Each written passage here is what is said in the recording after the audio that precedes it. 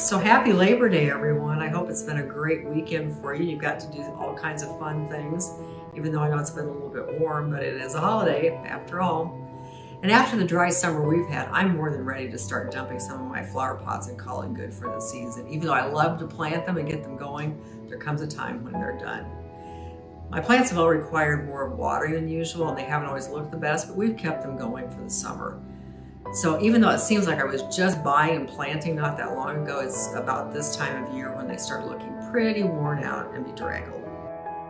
I went out the other evening fully intending to decide which ones should go and which ones might be able to be coaxed into hanging on just a little bit longer.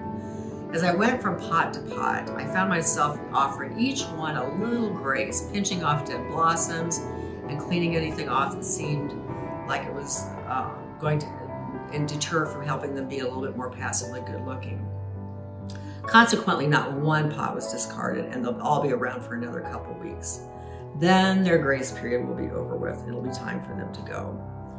My Bible study group has been studying a devotional on the Beatitudes, which is Jesus' Sermon on the Mount, and the readings have really hit hard on the grace offered by Jesus in these famous words. I'm so grateful that God offers us grace, His completely undeserved favor, even when we're anything but perfect and lovely in our everyday lives. Thank goodness He doesn't deal with us as He should when we fail to extend our love to others, when we harbor resentment and anger in our hearts, or when we refuse to forgive another for their hurtful actions. If that were the case, we would likely be tossed on the discard heap, much like the contents of my flower pots in the fall. Well-known pastor Dr. David Jeremiah is quoted as saying, "God's grace is freely available, but in order to receive it, you have to realize that you're lost without it."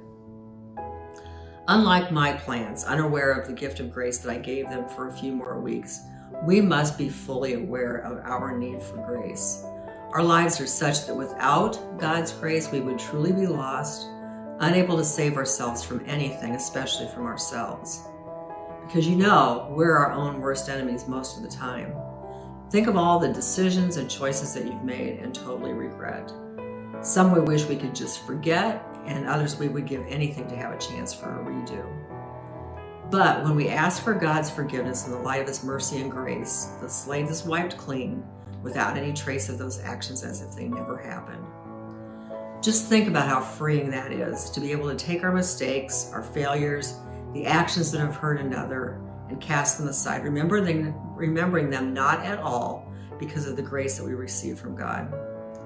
Once we repent and ask His forgiveness, His great love and mercy offer us the grace which was purchased by the amazing sacrifice of His Son, Jesus. We all know the words to the hymn, Amazing Grace, but there is no sound sweeter or no gift that we could ever receive more precious than the undeserved gift of grace from a God who loves us without measure. Give your all to Him and you will never look back. What was once old will become new. Ephesians 1:7-8 tells us, "In Him we have redemption through His blood, the forgiveness of our trespasses according to the riches of His grace, which He lavished upon us in all wisdom and insight." Have a good remainder of the weekend and a great week ahead. Thanks for coming back. Bye.